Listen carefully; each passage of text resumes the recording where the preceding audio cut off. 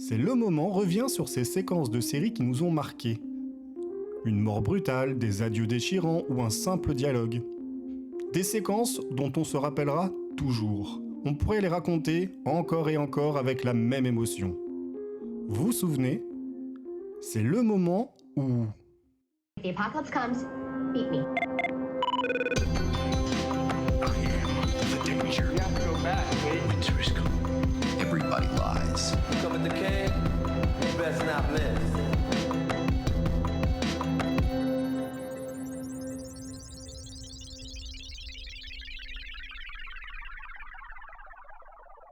Ce n'est pas une défaillance de votre connexion. N'essayez donc pas de rebooter votre box ou votre appareil. Nous maîtrisons à présent toute transmission. Nous contrôlons le débit et la latence. Nous pouvons vous noyer sous un millier d'épisodes ou dilater une simple phrase jusqu'à lui donner la clarté du cristal et même au-delà. Nous pouvons modeler votre écoute et lui fournir tout ce que votre imagination peut concevoir. Pendant ces prochaines minutes, nous contrôlerons tout ce que vous allez entendre.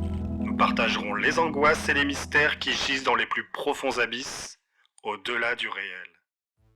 Pardonnez cette introduction un peu dramatique, mais étant donné qu'on va parler générique, il était difficile de résister à un tel exercice. Au-delà du réel a eu plusieurs vies, mais ce générique est resté le même, et quel générique!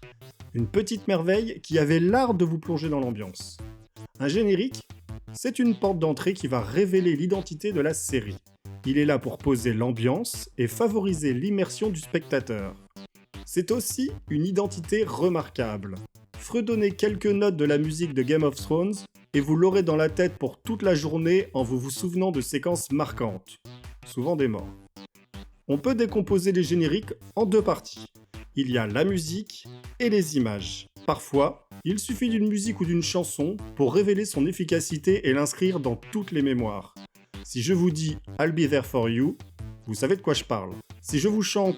Non, je chanterai pas, mais l'évocation de Starsky et Hutch, Highway Police d'État ou Amicalement Vôtre suffisent à rappeler qu'une bonne musique est imparable pour inscrire la série dans l'inconscient collectif. Même si on ne les a pas vus, on connaît ces génériques. Ensuite, il y a les images. Parfois, elles sont pure illustration et servent seulement à introduire le casting. D'autres, elles participent à l'atmosphère, préparent le spectateur et la spectatrice à plonger dans une ambiance, qu'elle soit fantastique, urbaine, ésotérique. Mais les génériques sont presque devenus une espèce en voie d'extinction. On les retrouve sur les séries du câble, un peu sur les plateformes pour peu que l'on ne maltraite pas le bouton « passer », mais pour les séries plus classiques de network, on a semble-t-il un peu perdu la tradition. Parce qu'on imagine que c'est du temps effectif de narration perdu. Pendant qu'on passe un générique, ce sont de précieuses secondes que l'on enlève à la série. Un esprit comptable, chronomètre à la main, voudrait que si on a 42 minutes pour raconter une histoire, il faut les retrouver à l'écran. Comme si le générique ne faisait pas partie intégrante de la narration. Alors, pas comme dans les Simpsons, où l'on s'amuse du célèbre gag récurrent du canapé qui change à chaque épisode, mais parce qu'ils incarnent cette idée de rendez-vous. Retrouver un générique, c'est retrouver sa série semaine après semaine. Entendre la musique, revoir les images, c'est s'assurer d'une forme d'attention, une mise en situation, mettre l'audience dans des conditions qu'elle connaît. C'est rassurant. Et ça finit par établir une sorte de connexion émotionnelle. Avec le temps s'établit un lien, forme de contrat tacite, davantage basé sur l'affectif que sur quelques attentes pragmatiques évidemment. Retrouver un générique participe à la montée d'excitation, à l'idée de découvrir un nouvel épisode. C'est tout de suite plus engageant qu'un simple écran titre avec 2 notes de musique, même si celui de Lost possédait un vrai truc. Le générique signifie un début, le point de départ, ça commence. Enfin, pour les séries de network, il y a la séquence pré-générique, une scène qui introduit l'épisode. Le meurtre pour les séries policières, le monstre ou l'événement extraordinaire pour les séries fantastiques, le malade des séries médicales, l'affaire pour les séries judiciaires, bref, vous avez saisi l'idée. Et une bonne séquence pré-générique peut faire beaucoup pour un épisode, autant qu'un bon générique qui suit. Comme avec ce moment d'X-Files. Le générique d'X-Files, c'est la parfaite combinaison d'images évocatrices et d'une musique incroyable qui vous plonge dans l'ambiance de la série. Une vraie mise en situation. Et ces séquences pré-génériques ont souvent été particulièrement soignées, comme celle-ci. C'est le moment d'une naissance et d'une mort.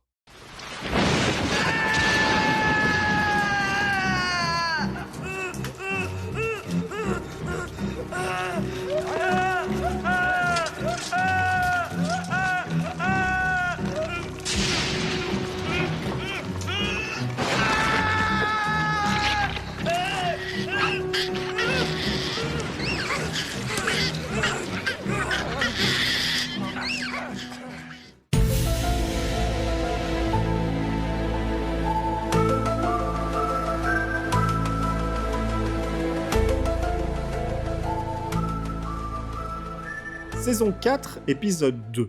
Une saison d'X-Files commence toujours en deux temps. Il y a le ou les épisodes qui résout le cliffhanger précédent, et le premier l'honneur, épisode indépendant de la continuité conspirationniste de la série. C'est le cas avec cet épisode intitulé La Meute en français. Si un premier épisode doit donner le ton de la série, ce dernier annonce une saison particulièrement sombre et horrifique. Et quand on a vu la saison 4, ce n'est pas tout à fait mensonger, même si la série n'ira jamais aussi loin dans l'horreur. C'est bien simple, mentionner cette séquence à une personne qui l'a déjà vue, c'est l'assurance de poils qui se dresse et d'une forme de dégoût immédiat tellement c'est glauque, à l'image de l'épisode. Pas une ligne de dialogue, les images se suffisent à elles-mêmes, un soir d'orage où il pleut des cordes, un accouchement à la maison, et s'il y avait eu ce premier travelling vertical révélant des voitures devant la maison, on aurait pu imaginer être dans une version American Horror Story de La Petite Maison dans la Prairie.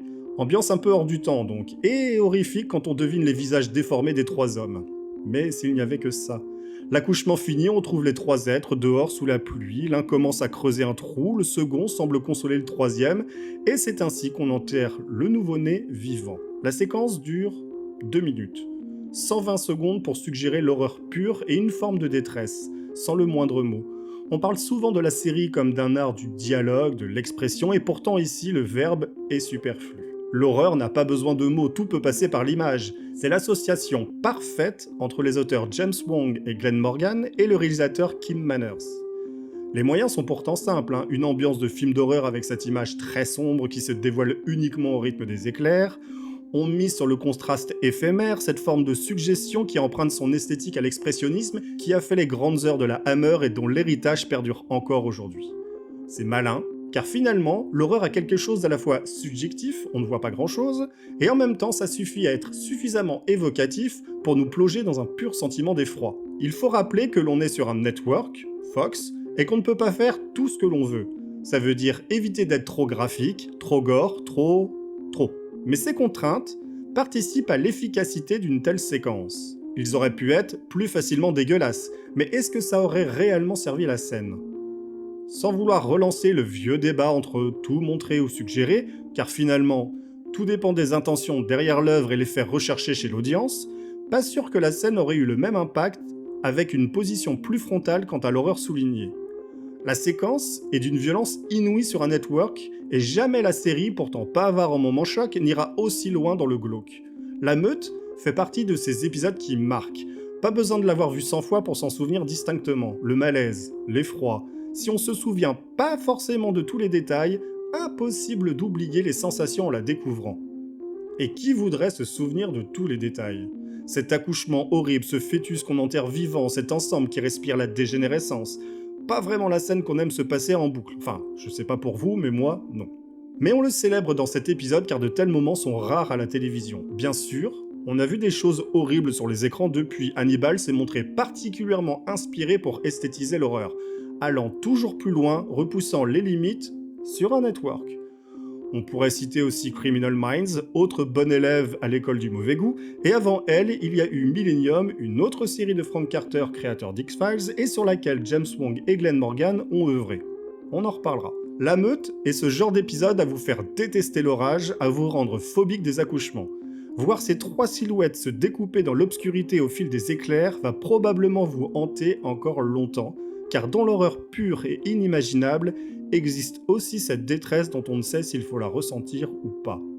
L'inconfort, le malaise, l'effroi, c'est le moment où l'horreur s'invite sur nos écrans.